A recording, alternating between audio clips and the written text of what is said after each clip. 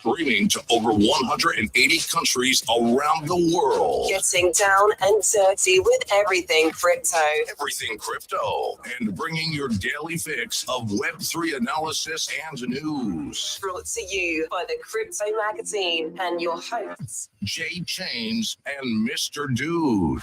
Buckle up, settle down, and let's grow. Yeah. Let's get it. We got to pause that music. Well, that pause button didn't work. My goodness. What's up, guys? What a technical kind of disaster to start the show. Wouldn't expect anything less for a Monday, especially election week. I mean, I think volatility in the markets, volatility with technology, volatility with this show. I think it's what we should expect. I am pitting like crazy. Absolutely crazy. If you guys are watching the live stream, you can check it out. But that doesn't mean anything. We are excited that it's Monday, guys. While we fill in, happy Monday, by the way. I think this is going to be a very fun show. I imagine there'll be a bunch of things that we can talk about. Obviously, it's election week. A lot of things going on with the markets. It's currently dipping 68, 635. We were over 69 again this morning. But I still have my hope that I'm going to catch my low order today. Unless we decide that it's going to be like a really, really bad red day, that kind of volatility, then, it may be wise to hold off. But I'm looking forward to our discussion about all of that stuff today. But good morning, GM. Good afternoon. Good evening, depending on where you're coming from. Thank you so much for being here. If you guys are watching on the live stream, if you're watching on YouTube, go ahead and smash the like. Thank you so much. If you are watching on X, hit the heart. Real easy. I like to think it's easy. You just twist your phone, bada boom, bada bing. You can hit the heart. Do the things. And if you are down in the space, right? If you're listening, go ahead, go to the bottom right, hit what we call the multiplier, and tag some friends. Bring some more people in here. This is Web3 Breakfast. We come to you every Monday through Friday at 9 a.m. Eastern. The Monday shows are absolutely a pleasure of mine and Mr. Dudes and everybody else in our community, because we got a nice little partnership with Crypto Mag. And so we run these special eps on Monday. And so we're thankful that you guys are here. And so, again, reward yourself a little pat on the back by smashing the like, do those things. Shout out really quick to our faithfuls, the most loyal of all of them, our YouTube listeners and watchers. You guys are the real heroes, the unsung heroes. There'll be a giveaway for you guys this week. I am going to focus on it. And so my YouTube fam, you guys are going to be rewarded big time this week. So if you're not subscribed to the channel, you could do that. You can actually, this is Jay Chains, by the way, and I'm the host, and I am co-hosted with Mr. Dude, and again, the rest of our great community. But if you need to figure out how to find that link, you could go to my YouTube, or to how to get to my YouTube channel. You can just go to the pinned post on my X profile. And from there, you'll start to figure out exactly who's doing what in our ecosystem. We've got a fun-packed week that we've got throughout the week. Got NFT Tuesdays, if you will. We got Carrie. He's in our community. He spearheads that. We've got Web3 gaming on Wednesdays with a game night on Wednesday night. We got Mike, the Modern Canadian, who is the runner for that. Thursday, we talk about RWAs and Bitcoin. We've got the Chop Shop Thursday night with Mr. Dude and I. And then Friday is obviously our pizza party. So appreciate everybody being here. We see quite a few people popping into the space. So thank you so much. Go ahead and hit the heart button for yourself for being here. You can be anywhere in the world, and you probably are somewhere else in the world, but you're here listening. So, hey, thank you. Let's go. Are we going to have a good show or what? Oh, yeah, dude. It's been better than how I feel, that's for sure. Freaking been sick all weekend. But we got some content out. I think I predicted the results of the election with that last video I made. Ooh. Did you see the off-the-grid skins with the Kamala and the Trump skins? It's freaking hilarious. I did not. I have to check that stuff out. And this is for off the grid, so we've got some skins. So what was your prediction? What do you think?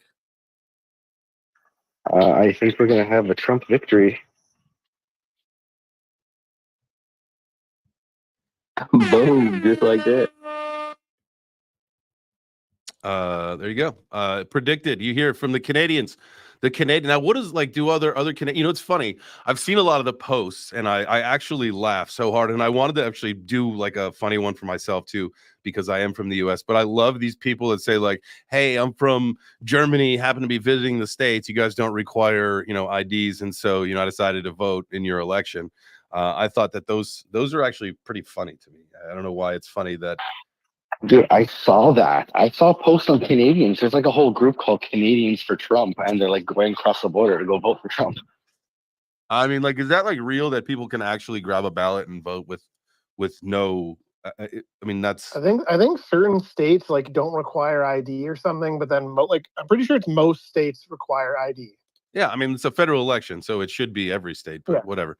At the end of the Yeah, day, it's absolutely stupid. it's crazy that this is where the United States, like, we argue if like we're the world superpower, yet we're just complete derelicts when it comes to our election. That to me doesn't quite make sense. But hey, at the end of the day, that's what blockchain is for. And if we play our cards right, boys and girls, if we play our cards right, I think one day we could actually successfully implement blockchain into our voting system. Maybe one day. Not in probably the lifetime of any of us or any current politician runs, but hey, it is what it is. I don't know, man. We have to. We have to implement it. It's the only way. I do want to say I probably should. I don't know if I need to say this, but I'm gonna say this, that the thoughts and opinions that are expressed from me today are not necessarily the same thoughts and opinions that are expressed by Crypto Mag. I just, there's probably a disclaimer that should be present. I'm not sure if that was necessary or not, but there you go. You get it. Just in time. Nathan walked into the room. Hey, Nathan, I gave everybody a disclaimer that potentially, because we're talking about election stuff, that what I'm saying may or may not, it's definitely my words. So just the old quick disclaimer. You want to come up here and hang? Yeah, here we go.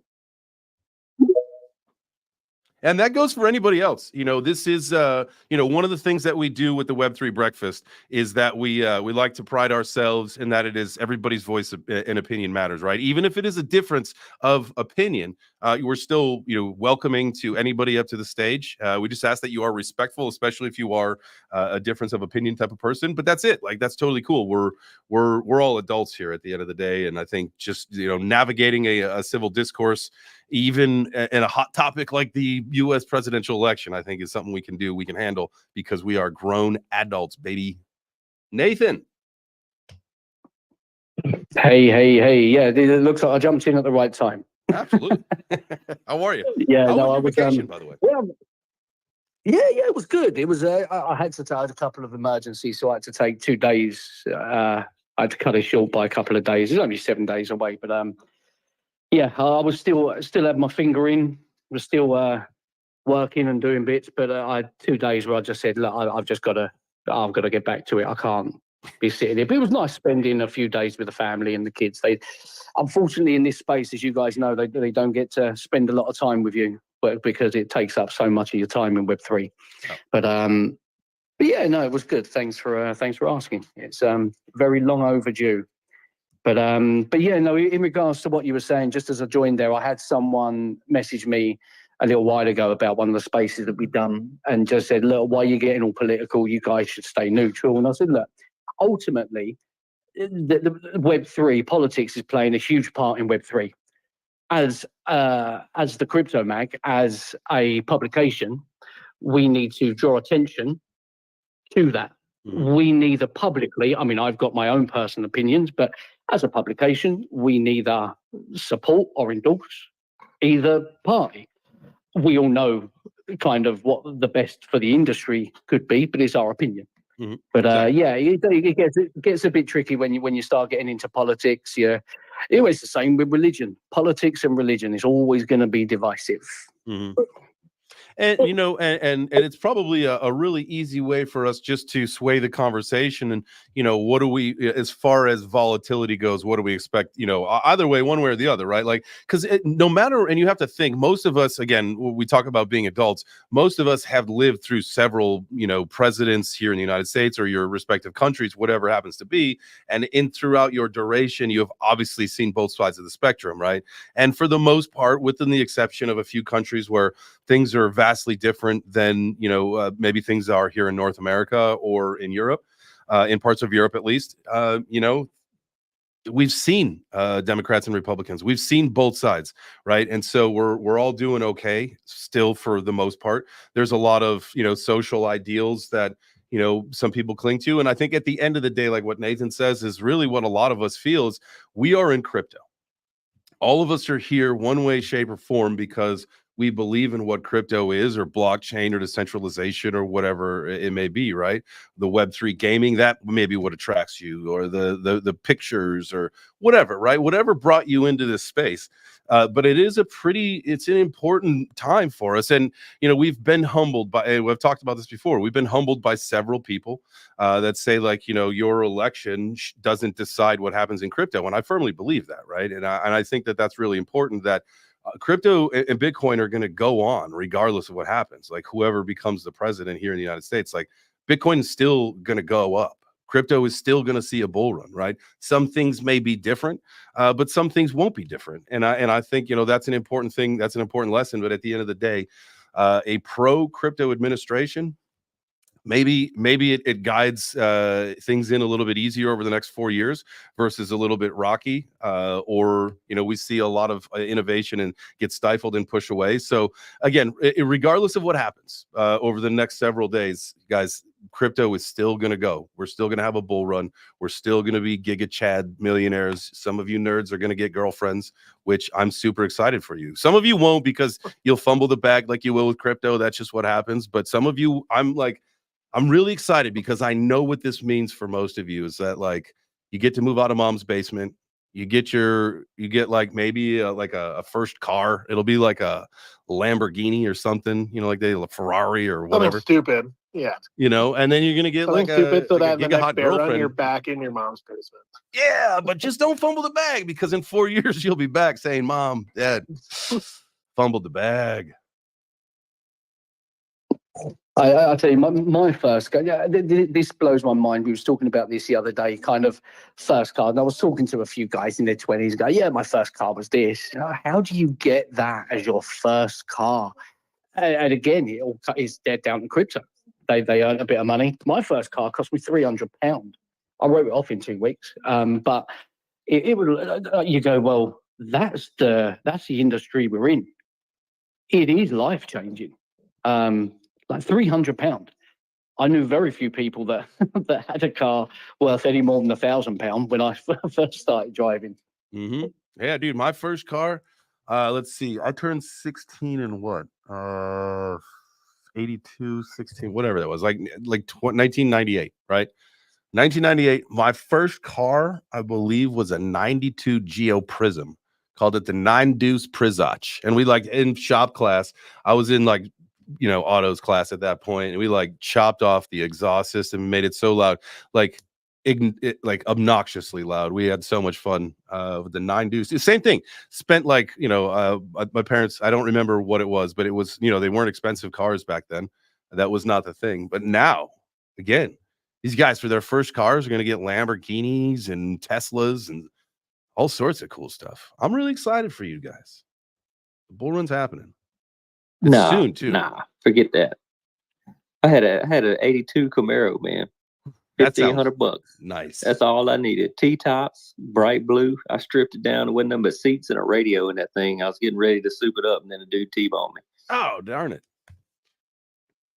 Oh, man, I did not do the sports car back in the day. My buddy had the 89 Mustang GT, the 5.0, the 5.0, and that thing was fun to just go rip around on the track and have some fun with it.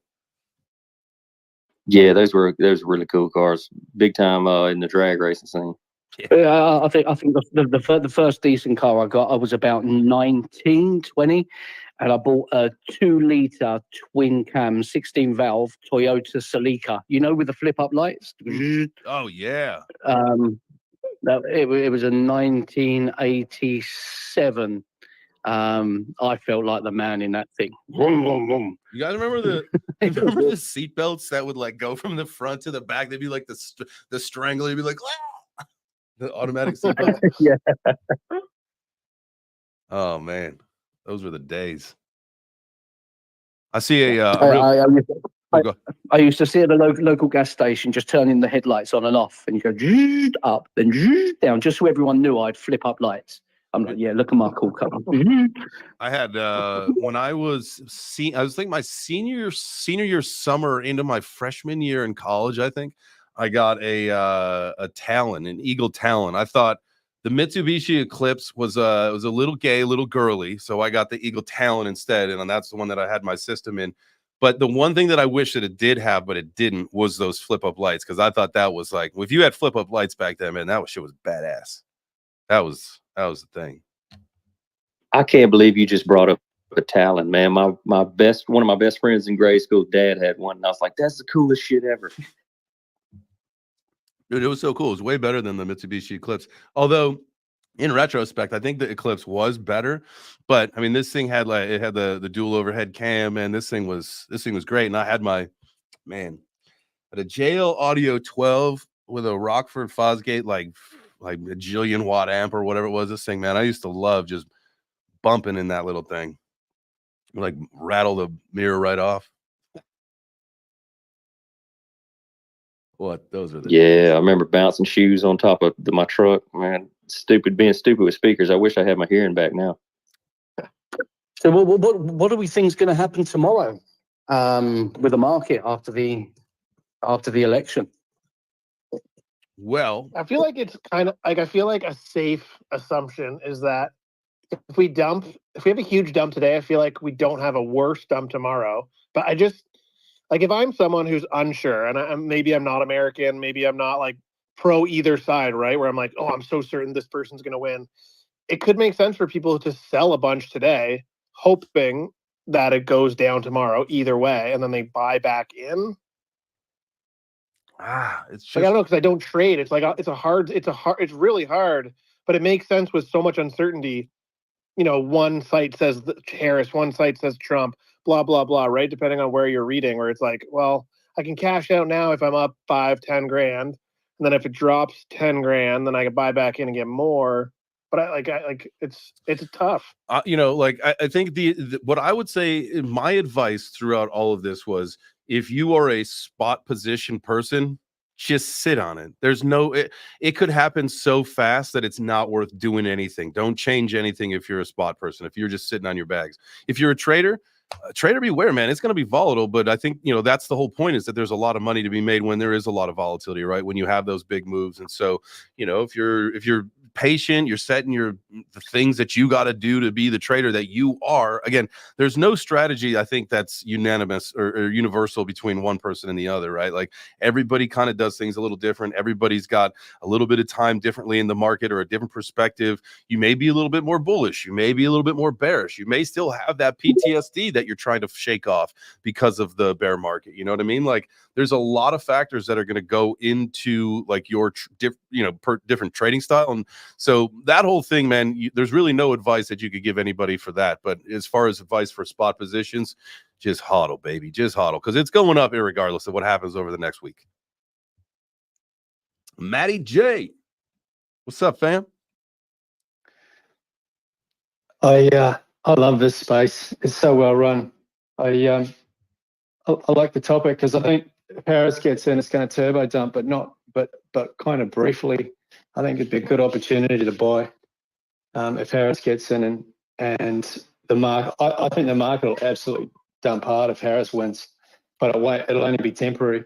Yeah, because America's going to keep printing, Yeah, I mean, that's a really good. You think about the different ways, and again, no matter what happens, crypto is going to pump. You just people may have a better chance to get in at another.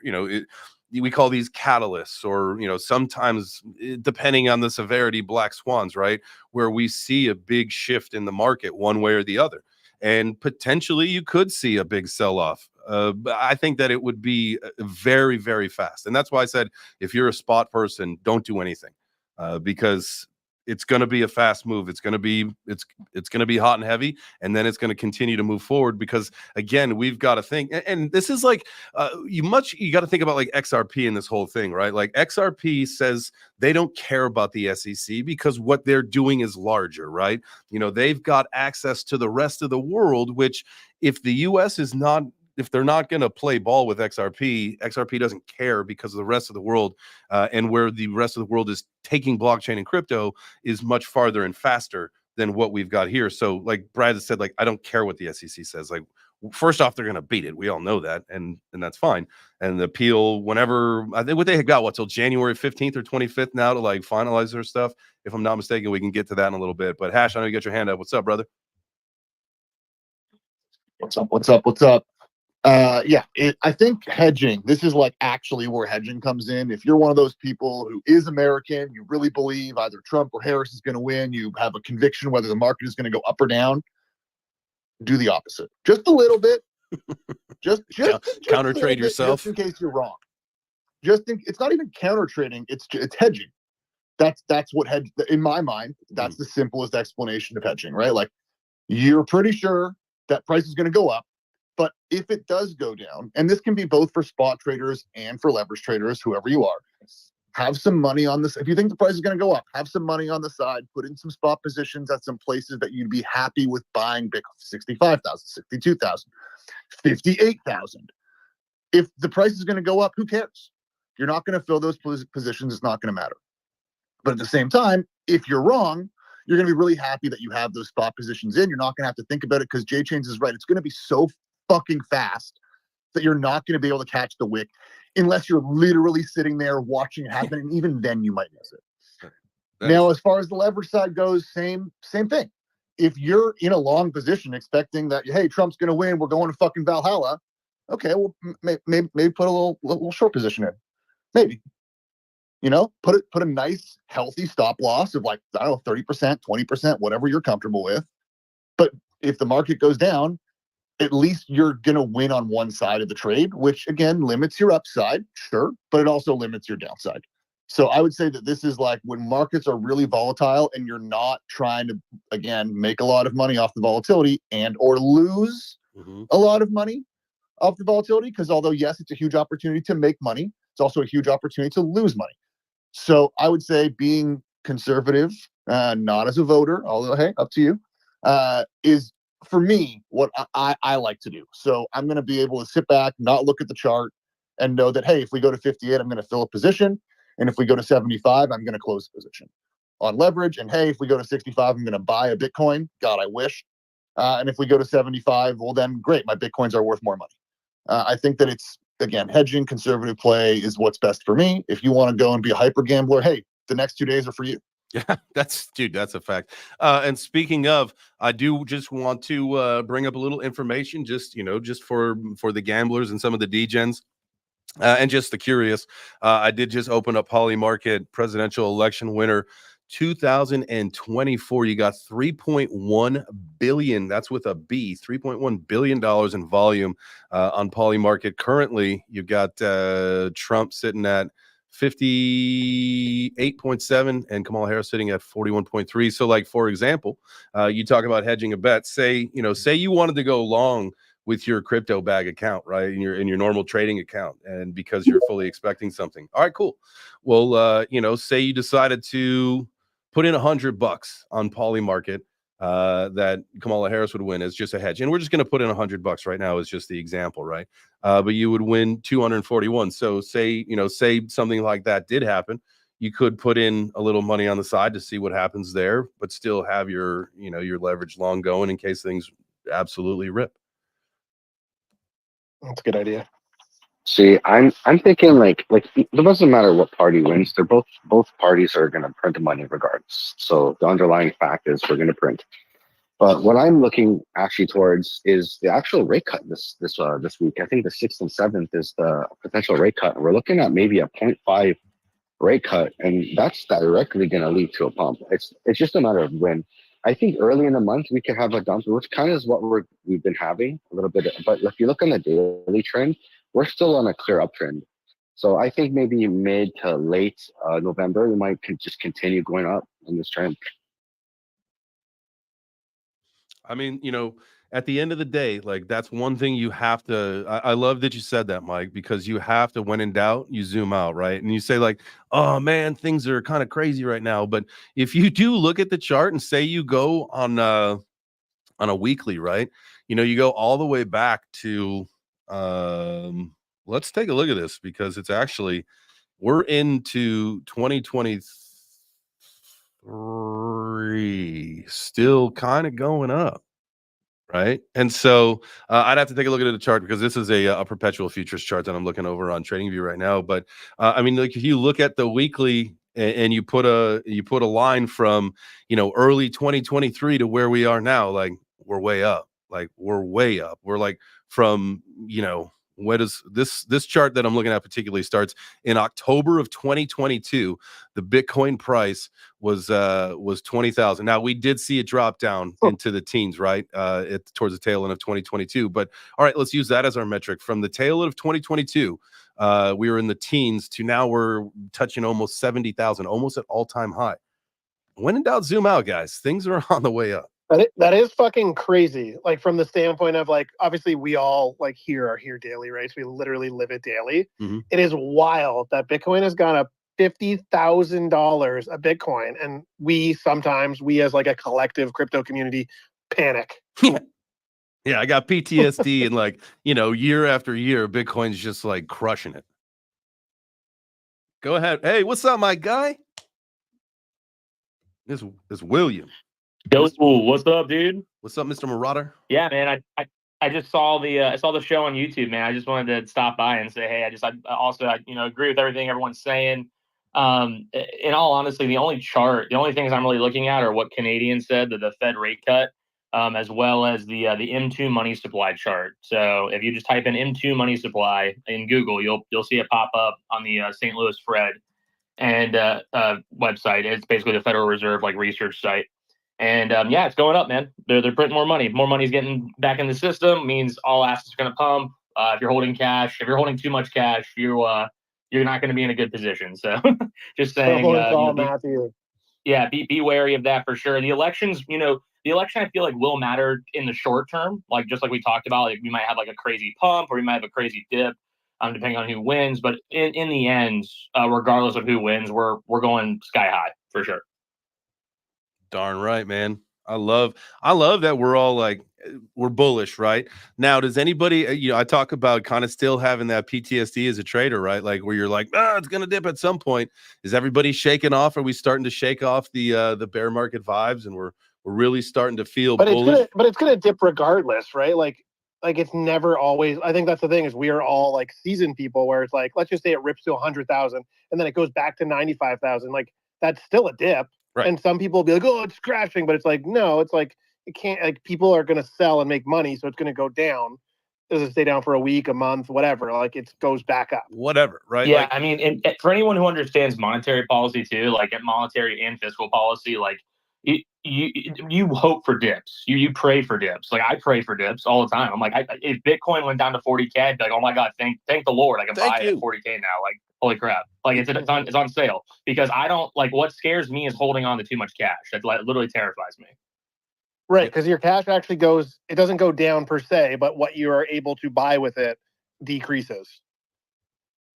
Yeah. So if you that's what I'm saying. If you understand monetary and fiscal policy and how money works, how fiat currency works, then you hope for discounts. You hope for deals. You hope that the stock market crashes because you're oh, dude, I'm going to buy so much now. I got all this cash just sitting here. I'm going to go use it, deploy it, and buy and own more assets.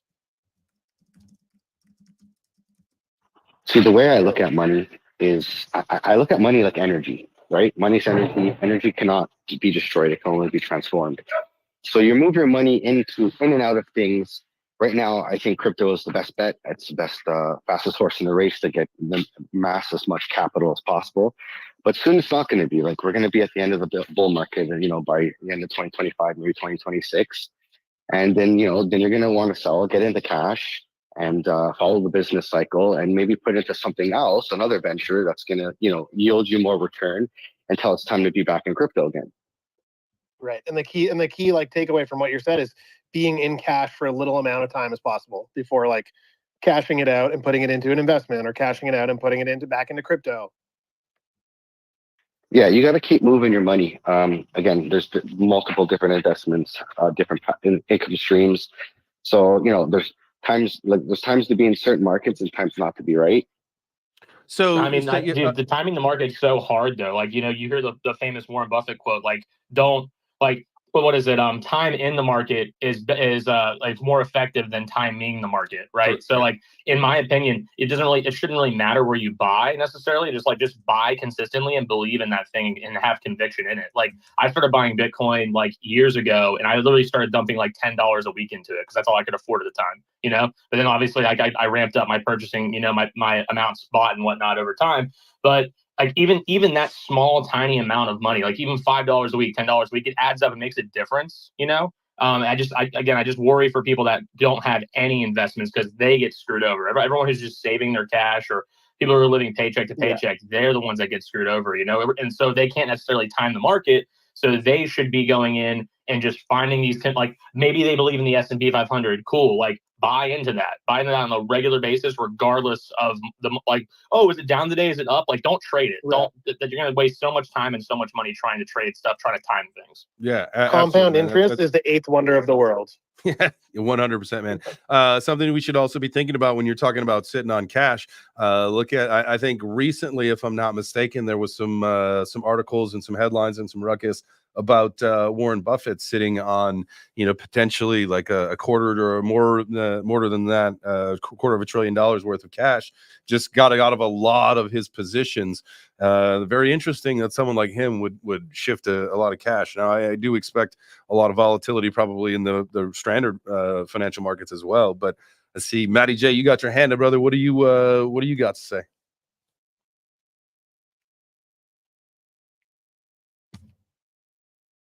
Matty J, you're on mute, I think, still. Dollar from the BRICS countries. Start Sorry, my your bad. point over. How do we feel about a potential? How are we feeling when we're talking about money? So I've got to ask. There's some big brains in here. I'd like to ask you a question. How are we feeling about the evolution of the BRICS countries and the chatter around a gold-backed BRICS dollar? And I mean, is that an opportunity that you guys are looking at? For gold in the future, because I think that would have.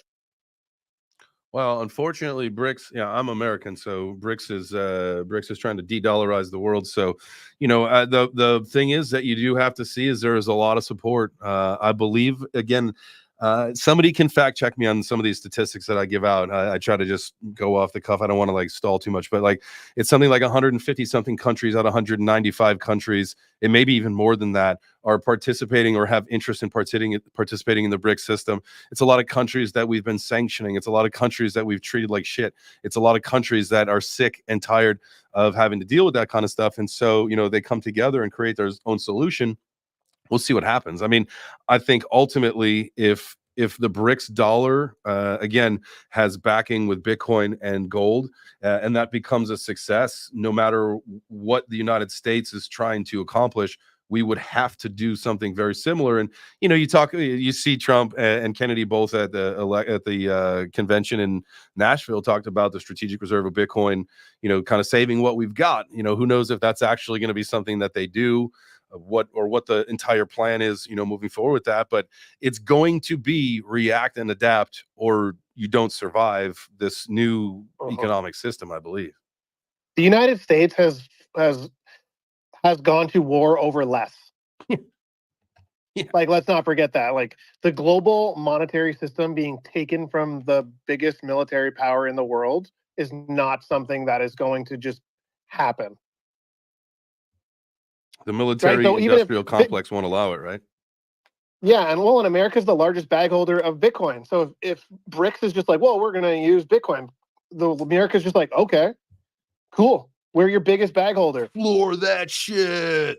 It is right? Yes. Like they do they're being smart. So China and Russia, and let's just call them like essentially like the enemies of the Western world in quotes. Like, okay, cool, you guys go ahead and make up your system. Like we've been buying it up and literally stealing it from your hackers for years.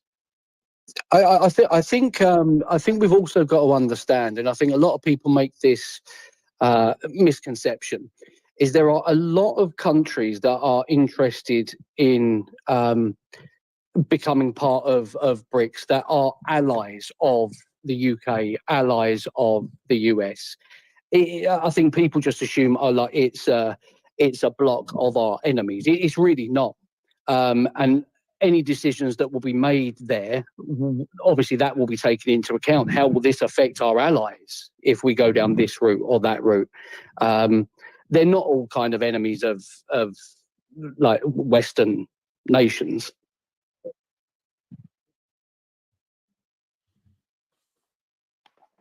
I love that.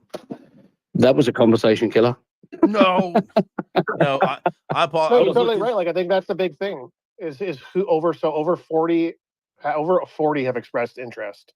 And like some of them, yeah, are allies. And I just think it's kind of like life. Like, so they're allies. So they're essentially, let's call them friends. Like if we give every country like an actual independent personality in life, like sometimes you're okay with your friends going off and doing other things. And until it like literally affects your actual livelihood is where eventually you draw lines in the sand based on your belief systems. So like, yeah, it's okay, cool. You guys want to go and use some other money? Like some of them are big powerhouses and some of them are just like your money's worthless anyway. So sure, go ahead. Still going to be worthless compared to our dollar. It's just a different kind of worthless when our citizens go and travel in your country. They have to exchange it for the brick, whatever, instead of like rupees or whatever the other dollar that they're changing it into. Yeah, that BRICS dollar. Yeah, like it's different. And I think like Canada, obviously, like being like, you know, we're so close with America and a lot of our stuff ties in together regardless of like actual beliefs of like our countries is like, yeah, well, what else are they going to change it to? Oil? Like we got tons of that too. Like they want to start trading in fucking fresh water. We got tons of that too. It's like there are other ways around a few countries banding together and saying like, well, we're going to change the dollar. It's like, okay, well, like some of it's believe it when you see it, or like when we get to a point where it's like, okay, like now shit's got to be taken seriously. It's similar to Trump saying, I love Bitcoin. The Democrats are like, shit, we love Bitcoin too. We're going to come speak at the Bitcoin conference too. No, you're not. Right. So like sometimes maybe the BRICS thing forces, you know, the United States and their dollar to look in the mirror. Yeah. Like, cool. Well, we got to do something. A reality check. I mean, it's, you know, one of the things that Cuba is one of the countries that was accepted in this last meeting that they just had over in Russia, I believe, was, if I'm not mistaken, that's where they had their meeting.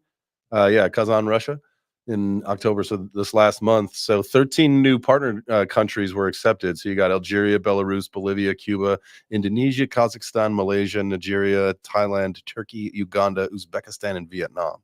And that's on top of the 9 already. You got 5 original BRICS, obviously Brazil, Russia, India, China, and South Africa, and then 4 new ones from January of 2024: Egypt, Ethiopia, Iran, and the UAE, United Arab Emirates. Which, by the way, I got to take some photos this week. So the official announcement from Crypto Fight Night will be coming out soon. But December 6th, Dubai, fighting for a title. It's official. Contracts are signed. Let's go.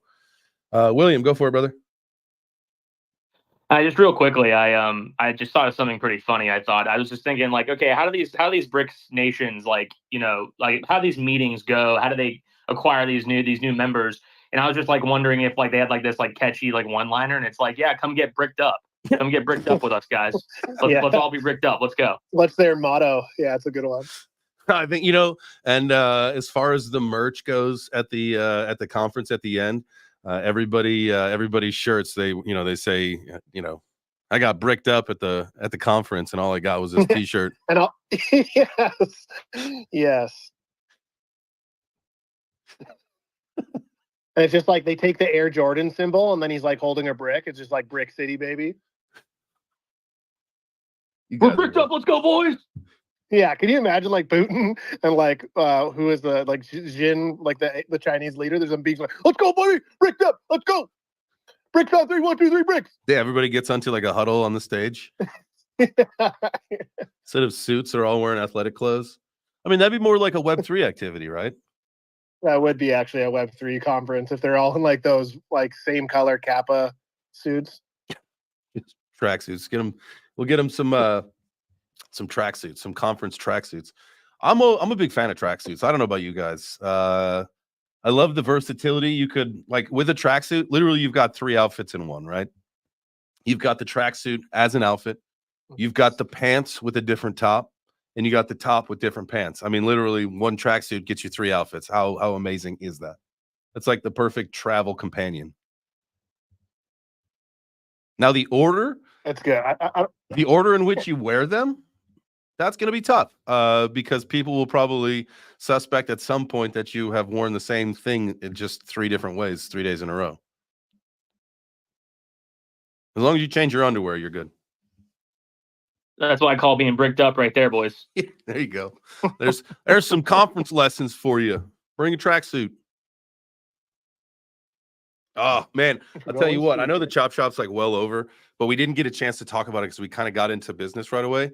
Oh my god! So obviously training for that fight, like I mentioned a few minutes ago, and my last one, I didn't really get to strength train because I had to lose a lot of weight.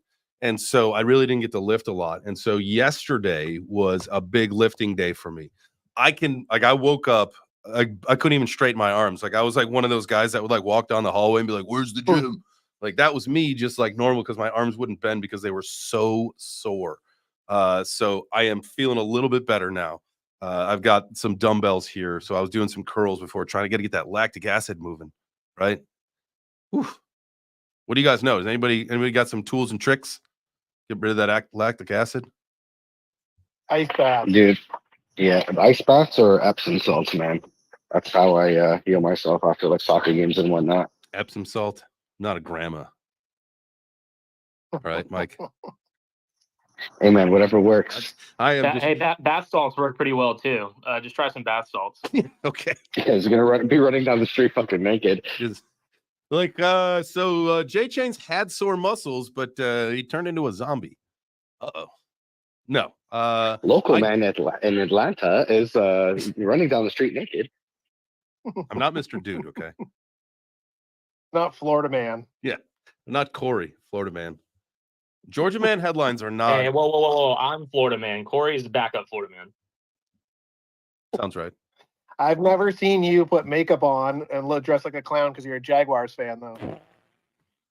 I haven't posted those photos on Twitter. That's why, bro. Are you a Jags fan too? I mean, by default, yeah, I have to be. I'm a masochist. So, yeah, I mean, I was born in Jacksonville, raised in Jacksonville. So, yeah, I'm a Jags fan. Oh, man. I am I'm with you, though. I'm a Bears fan. And so we started. You know what's even worse, though, Jay, is I live in Tallahassee, and I went to Florida State, and Florida State's not doing too hot this season.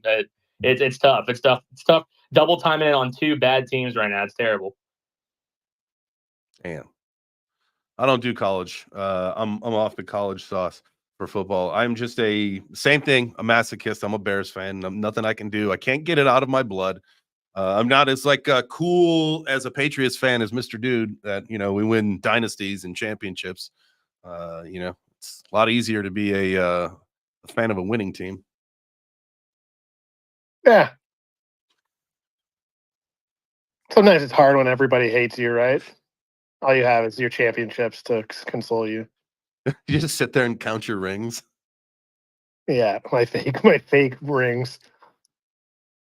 Well, I'm a Everyone McVay fan, got so one. we got to go back to 1967 for glory.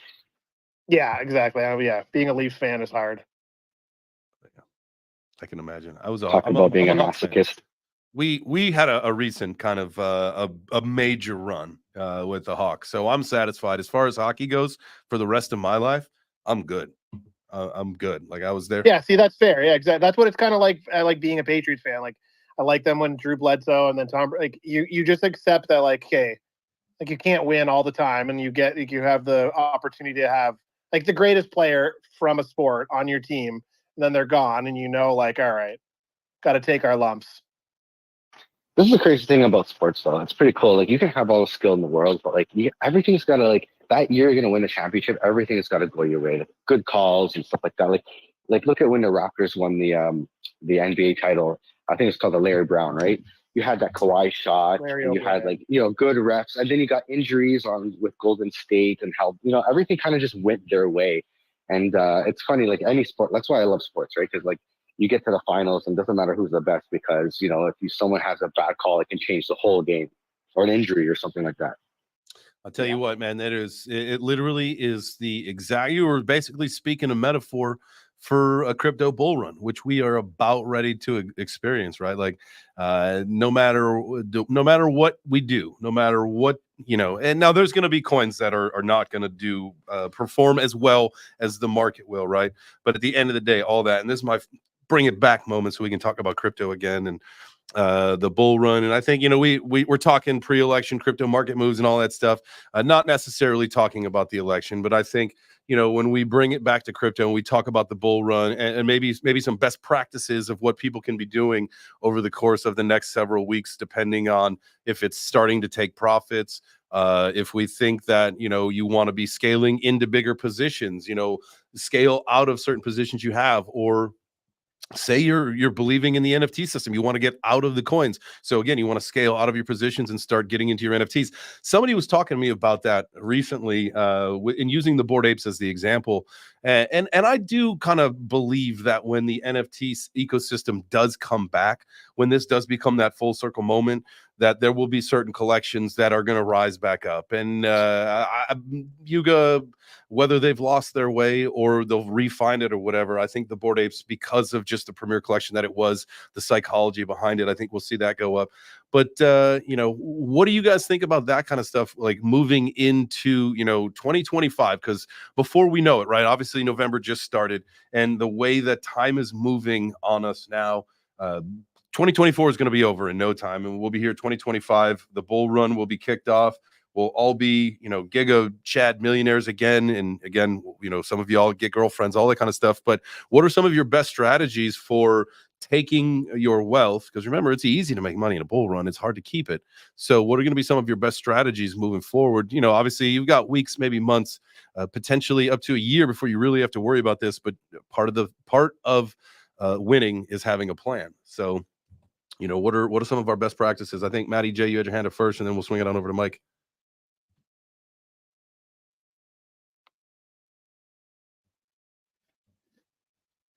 This is my jam. I love the NFT market. I saw the NFT market in 2021, and then I saw it in 2022. We saw it in 2023, and just like what I look at the NFT market as the last leg of the cryptocurrency market bull run, and what you've got is millions of degens who make stupid money on meme coins. They're not satisfied. They want a new market, and the market's going to heat up, and they're going to say, okay, NFTs are getting hot, and they are going to look at the NFT market for the next. They're going to be so hungry. They've just had a 50x on some shit coin, and they're going to say to themselves, oh shit, I can still get a 10x out of this money. And they're going to go looking for that next hit, that next dopamine hit.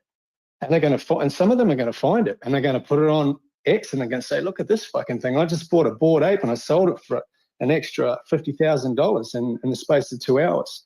And yeah, I agree with you that some of those collections are going to come back because those degens, they're still here. Mm-hmm. And they're going to be pumping their bags, and the loudest communities are going to market themselves again.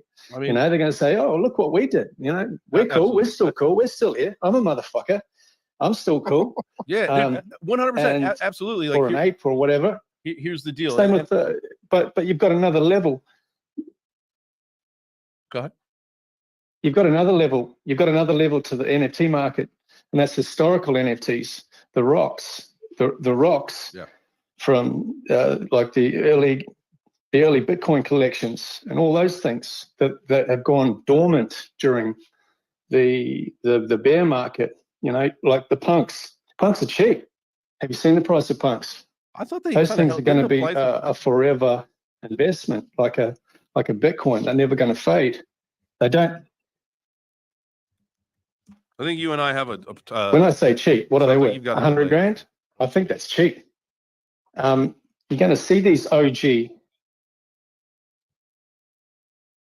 I would advise people start looking at the pre-2018 collections, especially on Bitcoin, because you're looking at a microscopic issuance of something incredibly collectible that's going to be relevant in what we're moving into called really interesting that in my mind, for whatever reason, I thought that the floor price of the punks had held up traditionally well, but if you look at it, it has been on a absolute decline since October of 2021, when they peaked out at about 125 as the floor price. This is just an overview chart here. I'll actually pop it up on the live stream so you guys can see what I'm looking at. Let me just double check. Yeah, there you go. So interesting enough, again, back in late 2021, you saw these things peak out at about 125 Ethereum for the floor, and then it's just been on a decline, currently sitting at a 25.99 Ethereum floor for a CryptoPunk. Very interesting. I definitely had thought that it had held on a little bit better. Let's look compared to a Bored Ape, which I think we're going to see very similar decline. So that's a 10.5. Let's go on the max chart here. Yeah, worse. Technically, it's worse. They had a floor price of 153 in April of 2022. April 30th of 2022, that was my birthday. That was also the year that they released ApeCoin. It was all at the same time, and it has just been on a decline, as you guys can see since. Talking about the Bored Apes. But all of that said, and I use the Bored Ape as the example throughout all of that, is because that's me, right? I use it as the example because I am using me as the example there. I had the mutant. I got my way to a mutant in the last run. I sold it in the bear market so that I could make more money, so that this time, instead of a mutant, I can buy a Bored Ape. There's going to be a lot more people that are going to do this like I am doing it. And so that's why I think that that's a theory and a strategy that once people start pulling profits, those legacy collections that were prized to have are going to rise again, because people want that status symbol. Like, I fucking did it. You still see people post all the time, like, after 4 years of grinding, I finally got my ape, or I finally got my punk, or I finally got my penguin, whatever it is, right? Like, people are so proud to be able to take nothing and make that out of it, because that's what the collection and the community that they wanted to be in. There's no difference in this bull run, guys. People are going to take those profits and then go into that. So if you decide to front run all of that and take all of your crypto gains and buy those collections up right now while they're low, good on you, because fucking Bored Apes are not going to be 10 ETH in the near future. That's for sure. I bet they'll be, way back up above 50 again. Mike, go for it, brother.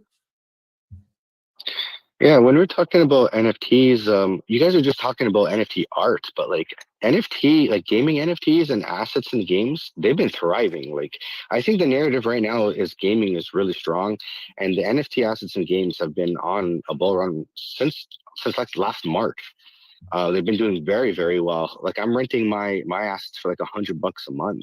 I know, right? Maybe art will come back later, but gaming I think is doing really well right now. That's under the radar, though. Unless you're participating in the game ecosystem, you don't know nor care about that, right? And I think that's where people that are into the gaming ecosystem, they can really start to say that kind of stuff out loud. We're like, listen, I see, we've got some more hands. And Nathan, I definitely want you to talk about Liquid, because yes, there are other ecosystems where there's the potential to lease that kind of stuff out. But people don't understand that, and people don't get that. And I think that is one of the beauties of what we've got here. It is a great revenue stream. If I'm not mistaken, you're the one that told us that you had gotten, say it was a $30 NFT that you were able to lease out for $150 so far, something like that. Passive income streams. You buy that thing once and you can lease it out, and people can just pay you to use it, where you don't even have to think about it. People who are front running that ecosystem, and you're absolutely correct, I forgot about this because we talked about that last week for sure. People that are front running the NFT gaming in-game asset ecosystem by buying that shit up to lease it out, genius, because that's a massive opportunity. Go ahead, Nathan. Yeah, no, I was just going to say, you guys talking about Bored Ape. So obviously, with the launch of Liquid coming, we've had a lot of conversations. We've worked out a lot of facts, figures, numbers. I mean, Yuga Labs, the last figures that we put together, I think it was 2023 figures. They were still generating just over $900,000 a month just from Bored Ape. In fees coming in. So, I mean, they're still generating income from it. Obviously, as you know, with what we're doing with Liquid, we're placing a lot of that income back in the hands of investors and project owners. But yeah, I just want to jump in and chime in on that. But they're still kind of earning some good money. I mean, 900,000 a month, that's a ridiculous amount to be earning as a creator, but not many NFT projects have that luxury. They don't have that the luxury of being that big and being able to generate that secondary income off the back of it.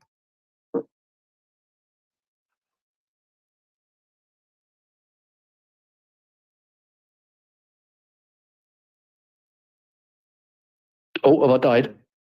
No, you didn't die. Jay, I can see Jay talking on the stream, but not on the space. Oh, bizarre. Can you guys hear me now? There you go. Yeah. Yeah, there you go. All right. Well, now I forgot my point. Go ahead. It was probably really good. It was very good. Yeah, but no, I think with and again, what I think it was Matty was saying. I think with the launch of Liquid, and again, you guys know how passionate about it I am.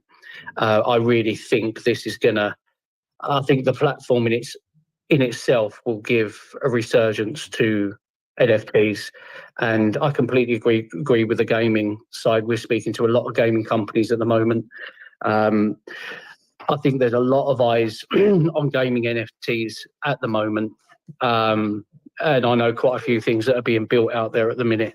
But yeah, I'm really bullish on NFTs. Well, I'm even more bullish on Liquid and the system. But I think as word spreads, as you guys know, I think more and more people will go, well, Jesus, why would we want to buy anywhere else? Why would we want to trade anywhere else on OpenSea or Blur when we could have a liquidity-backed NFT, exactly the same collections, but we're always going to increase in price? Mm-hmm. Dude, absolutely. And what I was saying, and to kind of just go back to it, was, when the shock value of, like, say, what Yuga was making, right? And while, like, some people think that's disgusting, and to some it's a disgusting figure, right? But I think what you do is you scale that down, and for your typical creator, what that does is that shows you, like, yeah, that's for the unicorn case, right? But for the individual person, like, you get your share of whatever whatever you provide out there, right? And so the whole idea is that those creator royalties, that they are in perpetuity, or that you do get those crazy sums back, like if your collection gets picked up or goes viral or mainstream or whatever, however these things happen, right? If it's the cabal or whatever it happens to be, that really, like, sends specific collections and not others, it is what it is. But at the end of the day, Web3, man, I love this whole thing. Matty J, what you got for us, man? Sorry, if I could. Sorry, I just quickly to chime in on that. Sorry, Matty, to cut you off there. I do apologise, buddy. With what you're saying about kind of Yuga Labs and I mean, project owners need to earn money. This is something that is again, it's intrinsically flawed within the system. Once NFT projects have minted out, once they're done, the chances of them earning money ongoing is very, very slim. And because of that, they then can't, from a business aspect, they then can't reinvest back into it to grow that project anymore. The more income they're going to continuously get from their collections, the more they can invest into the marketing and the promotion and making their ecosystem bigger and better, and the more that the investors will get back. And I think that's a real flaw with how the NFT marketplaces are set up at the moment. You have to be at the very top to actually earn anything as a project. And people quite often, they'll take it out on the project owners, which I kind of disagree. It's not the project owners, not in every case. It's the industry, and it's how this has all been set up. It's the market that's flawed. It's these marketplaces. If you can create a system, and again, bringing it back to liquid NFTs, little soft shield there, but if you can bring it back and ensure that the project owners don't just need to take every penny of what their initial mint is and then walk away, because why would you ever reinvest in something that's never going to earn you money, whether you're an investor or project owner? Sorry. So I think if you can put a bigger income back into the project owner's hands, and they know that the more they throw into it and the more they throw at the project, the more they will earn consistently. I think that's kind of where the industry needs to move. And it's got to work for the project owners. They've got to be able to take an income, because if they don't, they're not going to reinvest. Right. Investors have to be able to earn. So it's just finding that balance, I think. I like that, man. I agree. Like, that's the whole thing. Like, some people, and I would say for the most part, and I this is a generalization, but I would say that there's probably truth to it, is that when we saw a lot of negativity coming into the NFT ecosystem, I would blame that on inexperience, right? I would blame that on young, inexperienced, and we're going to use air quotes here, investors, with kind of their ideals and philosophies and how that was all going on, right? And so I believe that has matured and changed. When we saw the kind of the NFT ecosystem blend into the crypto scene with all these different meme coins and communities, and how they've done a really great job integrating, I feel like we saw, in some way, shape, or form, again, we're still generalizing here, in some way, shape, or form, we saw our ecosystem mature a little bit. At least take the next step. We got a long way to go, boys and girls, a long way to go. But finding this I don't know, this equal ground between the NFT bros and the coin bros and how we integrated, I think was a very mutually beneficial blend that only a bear market could have afforded us. So congratulations, everyone. We're now best of friends. All right, Mr. Marauder. Sorry, Matty. I took over Matty's slot. He was just about to talk. I apologize. You're good. No, you're all good, brother. No, I was just gonna say, in terms of like what I'm most bullish on this market, I mean, it's no secret. I keep preaching from the heavens about it. Like DPINs and the RWA narrative and that whole sector of things. I mean, that with DPINs, it just makes a lot of sense. Like, there's already existing revenues there. You don't have to establish like what NFTs are saying. You don't have to like establish these new markets, because the markets themselves already exist. You're kind of changing the narrative around that market. You're allowing retail to tap into those revenue streams, and then hopefully over time, because they're gathering so much more data, make that data inherently more valuable and accrue more value back to them, et cetera, et cetera. So that's why I'm so bullish on like those kinds of narratives, because you're already adopting like a real world, and like you're taking a real world use case and using blockchain to amplify it and like kind of spread the revenues and down to retail users, end users of these platforms. So I'm just looking at those in Bitcoin, honestly. That's what I'm looking at.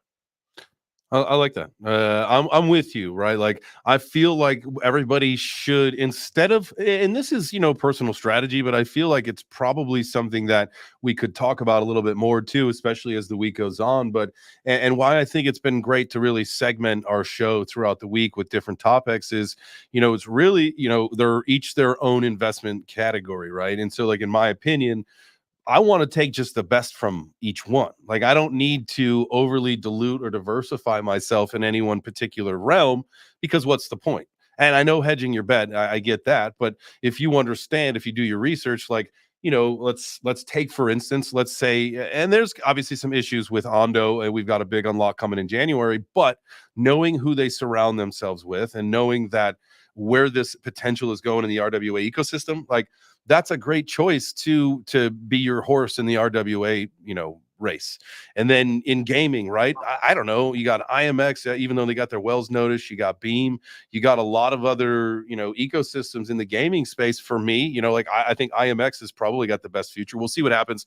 Again, if you're getting a Wells notice, you're probably doing something right for, the SEC to come after you. But with that being said, like it's about picking the horse in the race that you think is going to perform the best, not just picking every horse. Like that's something that people got to start thinking about, because at the end of the day, like there's going to be some acquisitions happening over the next couple of years. And I think we started to see that in some of the smaller ecosystems.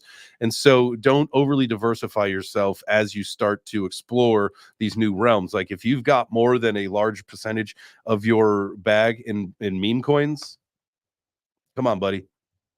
Be better than that. Be better than that. Like you shouldn't have more than like 5 to 10%. 10% is a stretch. 5 to 10% of meme coins in your portfolio. If you have more than that, you're out of whack. Like you need someone to talk to you.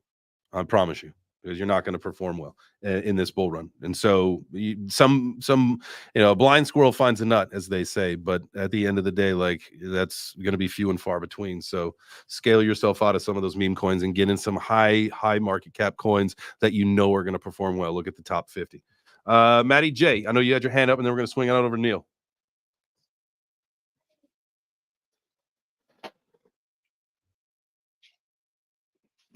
I forgot to add on about the NFT conversation, but still relevant going forward, is that I don't think 1 ETH is going to be 1 ETH. We're going to see a little bit of different. I think we might see some different pricing for these big NFT collections. We got crazy last NFT bull run, but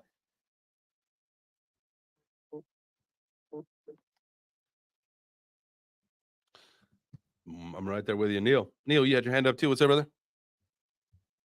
Oh, I was just going to say, but what if your meme coin portfolio got bigger than your damn regular portfolio? Cash out, man. Take those profits and roll. Cash it out. I mean, they're not going to run forever. That's just not how it works. The big money doesn't give a fuck about meme coins. And at some point when retail comes in, neither will they. Honestly, like that's the thing that people got to stop smoking the hopium that those things are just going to keep running. The actual money that's going to come into the ecosystem doesn't give a rip about meme coins at all. They don't care. It provides no value to the actual world. They're just fun for people to hang out in. That's it. They're fun because we like memes and we laugh and we're the early adopters. But tell you what, when people actually come into this space, guys, you're gonna want to make sure that you have, again, 5 to 10%, no more than 10% of your portfolio in meme coins. It'd be silly to have more than that. And I've been here. I'm just speaking by experience. I don't, sorry. It's Jay Chains, by the way. If you guys want to, you can shoot me a DM. We can have a conversation. We can look at portfolios. We can talk about some things. I am more than willing to do that. I think that this is like the time to do that. Like if you need to make some adjustments, this would be your absolute opportune time to do that. So if anybody's feeling like maybe they're overexposed to meme coins, slide into my DMs. My account should be here in the space, right? Yeah. Just shoot me a DM. Shoot me a note saying, hey, I got to talk to you about my portfolio. So 100% into Mudang, right? 100% into Mudang? Yeah. I mean, that thing is already nuked. Like, if you didn't take your profits when that thing was ripping, like, you're toast. You're going to round trip it, and you're wish you never did, because those things will go to zero. Trust me. I've taken meme coins, what I thought were going to round trip because they'd come back. They never come back. They go to zero. Like, they become forgotten about. That's the problem. And CTOs, they're great, but they don't usually last. Just being real. There's a very few. Again, I know we were talking about the kind of meme coins and the entertainment value. I think, was it last week's show or something like that? I think there are some meme coins out there that have that do have the potential. I mean, look at Gotti. I never know how to pronounce it. Is it Gotti? Potato, tomato. It's as I say, you kind of. You've got these meme coins that have that good little concept behind it. I mean, one that we very rarely, as a publication, as the Crypto Mag, we usually don't support meme coins as a general rule, because we don't see them as a long-term investment. But from time to time, we do kind of focus on a few of them and mention them. And I don't know if you guys have seen, but we got this new one that's just launched, Sun Dumb Guy. And the memes that are coming out of that just have me in hysterics. I mentioned it the other day. And I really enjoy looking at them.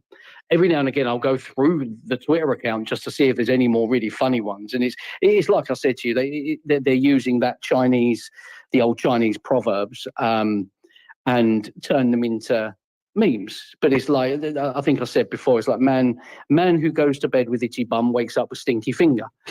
And I read that and I'd lost it. My wife was looking at me going, "What are you laughing at?" I said, "It's just my sense of humor. That really got me."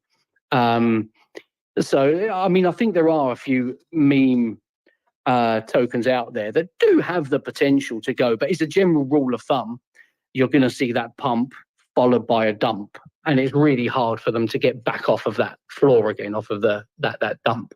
Yeah, I mean, again, some have staying power, some and you know, some again, it's not, you shouldn't overly balance your portfolio because you have faith in it, right? And you stay in the community, but you just keep your bag. Like, for instance, you know, we say with Gotti, like, you can't afford not to have one Gotti. Like, for Christ's sake, it's like $200 right now. Like, you could just buy one and sit on that. Like, I'm not saying shift $10,000 of your portfolio over to Gotti. That would.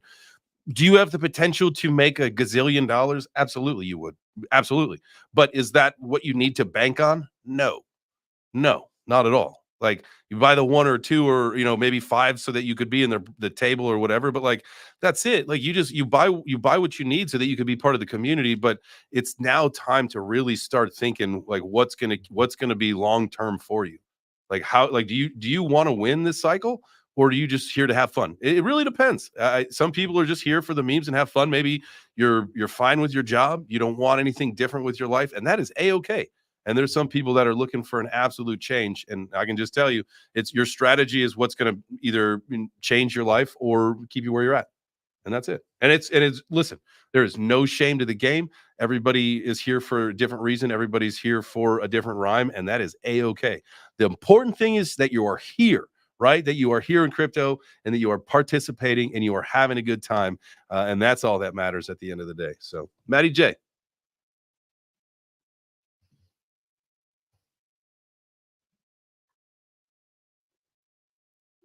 As a dad investor, I came looking for products.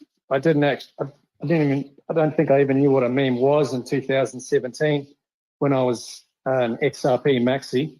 Before the SEC kicked me in the nuts, I came looking for products. You know, that's what I said to myself. Well, I need to make some money. I've got kids. I'm having a family. I want to make some money, whether it's in the stock market or it's the next new thing, which was what crypto was for me at the time. And I came looking for viable, like like a Warren Buffett approach, where okay, what's their product? What's their vertical? What are they looking at? Where, you know, so, and their team and all that sort of thing. And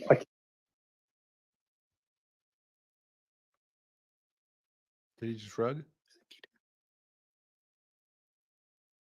The rug monster. I think he's got a really bad delay on the line. Yeah. Mr. Dude and I have been text messaging each other. I said, I think he's got at least like a 5-second delay between what he's hearing and what we're hearing from him. For sure. But Matty J, it may be best to pop down and then pop back in. Maybe that'll cure the old delay. But there definitely was one. Thank you for mentioning that, Nathan. You made me not look like the jerk, which was great. I kept on seeing it, but I didn't. When he was talking, I didn't want to jump in and say it in case it then threw his 5-second delay out even more, and you had to wait another 5 before he then replied.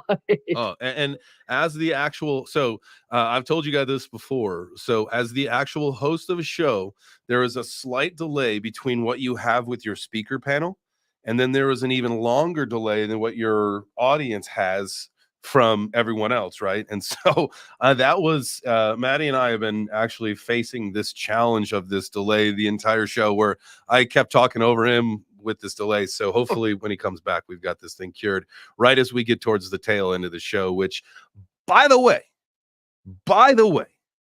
it is 10:15. And that means at 9:45, I didn't reset the room or welcome all the noobs hanging out with us today. Like, that's one of the beauties of this show, and this is why I love our community so freaking much, is that our conversations are great. Like, this has been a great conversation so far, and I cannot believe, like they say, time flies when you're having fun. It's 10:15. So first off, I want to thank every single person that is here with us. If you are watching the live stream on YouTube, I know there's not many of you are, but there is several of you that are. Thank you so much. Smash the like, which I know you guys are 100%. There's also a poll. I put up a poll on YouTube. So if you wanted to check that out, you can navigate yourself over there. If you are watching on X, I've got my channel, and Mr. Dude's got his channel running the show on X. So we've got almost 200 people watching us. So thank you guys so much for watching us. Definitely means the absolute world to all of us. Hit the heart for yourself for doing that, because you could be doing anything, but you're hanging out with us. So you might as well hit the heart for doing it.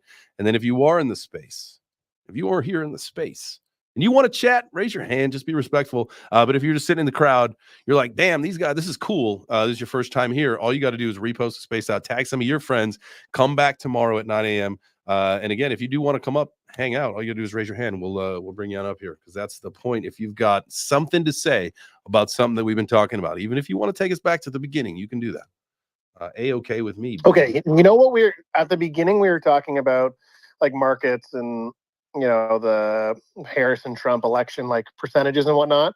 I think one of the craziest things, and I'm like, I don't know if people listening understand this. Do you know who runs Polymarkets?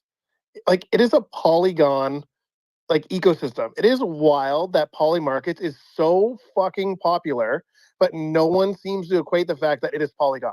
Yeah, like, that is insane. But like, so if you're listening to this, like, maybe think about taking positions in Pol, which is at like anywhere from like 33 to 50 cents. I never fucking know. Like, the all-time high is $3. That is huge heading into the next bull run. Like, at some point, you know, people like Thread Guy, right? Like, he's doing a great job with like his stream and putting on like everything Polymarket. At some point, someone, like, he's a big account, whether you like him or not, doesn't matter. Like, people are going to start equating this. And like, if you want to be in early, that is a good place to be. Like, go and look at Polygon. It is insanely undervalued. And I also just think, like, Polygon, if you're listening, like, what the fuck? Like, you are dropping the ball, that you are not front running all of the marketing for Polygon market, saying like, this is us, like, scream it from the fucking rooftops. Well, maybe. Literally the news. Maybe not. Maybe not. Maybe you don't want that. Right? Like, we always talk about, as it's really important, like, what's the key to mass adoption? The key to mass adoption is when we're using the tech without either being told or having to, like, you know, right, all that stuff. So now that's the whole thing. People, like, everybody, like, I wouldn't say that it's quite a household term, but I would say we're pretty darn close, because a lot of people understand this, especially if you are following the election, which I would think, you know, it's a good question. I should ask.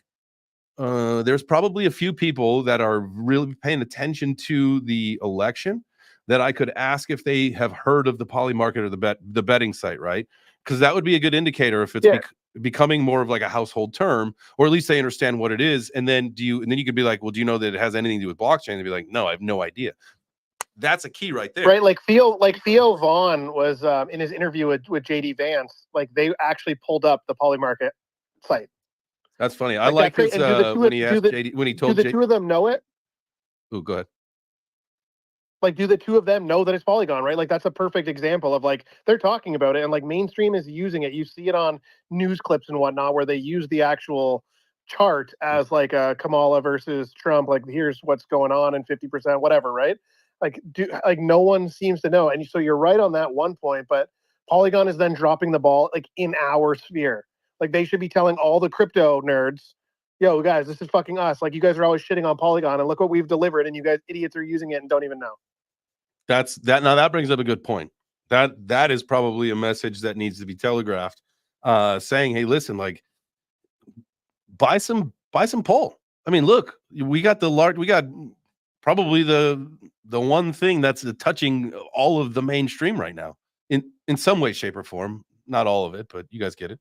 Right. I speak in generalizations a lot. I think it's probably easier. I know it could get you in trouble. Hard. Like, as a host, you don't know, but as a host, you can't constantly be like, I find it annoying when I do watch things and they constantly break down the fact that they're generalizing. It's like, God damn it, people, like, it's okay. Like, we've gone so far backwards that everyone's so afraid of, like, I'm not talking to you specifically. Like I'm talking to everybody. It's like, yeah, like if they don't understand that, they're stupid. I think with that whole kind of the fact that Polymark is going out to the general public. I mean, when you're kind of trying to onboard the general public from that Web 2 feel into Web 3, it's actually quite a complicated procedure, because even if they started shouting at the public and letting them know and say, look, this is Polygon, the first thing is everyone's going to go, what's Polygon? If they then go, well no, it's on the blockchain, or what's blockchain? It is a really, a lot of people, pretty much everyone outside of crypto, they know that word Bitcoin or cryptocurrency. Polygon would mean nothing to them. So I'm guessing what the guys, I mean, I'm assuming it's probably Rock and the guys over at LDA that is rolling this out and dealing with because they incubated Polygon. So I'm guessing it's probably those guys, and I'm guessing they've probably got it kind of in their mind to do. But I think with that mass adoption, you need to roll that out gently, and then eventually let them know, let the users know, by the way, were you aware you've been dealing in cryptocurrency here? Cryptocurrency? Yeah, it's a blockchain called Polygon. This is, and then kind of move from there. Do you know what I mean? Yeah. And I do totally agree with you, and especially like on Jay made similar points. I mean, like if we look, so I work with the Polygon Champions team, like with Smokey and Mark and Aztec and those guys, but it's like the sentiment on X, crypto Twitter, whatever you want to call it, is negative towards Polygon itself, where like people like us, like we are all in this space every day, they should be marketing it to us like, why are you guys shitting on us? Like we're building the only thing people are literally using right now. Yeah, it makes sense. I think it would. I think from our perspective as crypto enthusiasts and blockchain investors, I think we would assume that Polymarket was part of Polygon, because we understand the industry a lot more.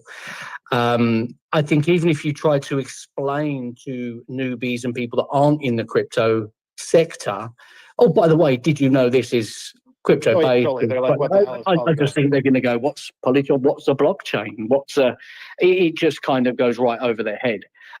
So I think stuff like that from a marketing and business angle needs to be dropped gently and slowly. As in, like the first stage being, oh, are you aware while you're making these bets, you're actually doing it using crypto? And I go, are we? Blimey, what's this crypto thing? Then they start to investigate that. And I think it's like small steps for that mass adoption element. Just my opinion. So really quick, while you guys were chatting there, I went to the Polymarket site and then tried to figure out like, okay, like if you wanted to learn some more information, where could you do that, right? And so I'll pull up my thing now. And so ultimately there's a section, why crypto, right? And if I was able to find this in the FAQs all the way down at the end, why do I need USDC? And it says why Polymarket uses crypto and blockchain technology to create the world's largest prediction market. Polymarket operates on Polygon, a proof of stake layer 2 blockchain built on Ethereum. All transactions are denominated in USDC, a US dollar pegged stablecoin. And so you get that information. You get that information on their site, but I will tell you, it wasn't like the easiest thing to find, right? Like this site is definitely set up for you to start betting and for you to get going really quick, I think, once you load your account. But if you wanted to find some information, you had to go down to the bottom and then again navigate to the FAQs and you can figure it out. But it was all the way there at the second to last one. Really interesting. I would think that you would want your message of crypto to be, I think, a little bit more telegraphed. I think even with that brief bit, I haven't looked at it, but that brief bit that you'd read out there, I still don't think that would resonate with the global masses, because a number of things you said there, they go pegged, stablecoin, USDC, USDT, again, means nothing to them. So I mean, you need to use from that marketing angle, you need to use a phrase called KISS. It's called keep it simple, stupid. it literally needs to be broken down for these people that aren't in crypto, as if you're explaining to a child, this is cryptocurrency, this is how this works with cryptocurrency. And then, oh, what is crypto? Well, you have stable. Do you know what I mean? It really bite-sized chunks, because I know that if I gave this to my mum or my friend down the street and said, read that under the FAQs, and they'd go straight away, they're going to be asking questions. What does it mean pegged? What's a stable coin? What's USDK? Or what's USDT? They're all the questions that need to be answered in any kind of explanation to the public.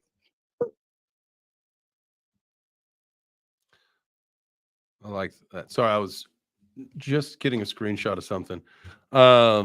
I mean, at the end of the day, I really do think that it's a big opportunity. It's like, it's like what Karate Combat is. And, I would say that Karate Combat is a little bit more vocal about being a crypto offering.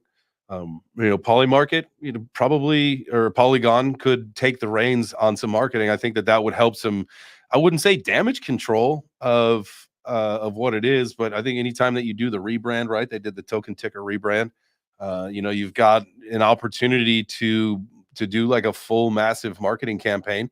And that was maybe a missed opportunity where they could have done that and added in there, knowing that this site was getting a lot of attention, and, whether they wanted the attention or not because of the political realm, who knows?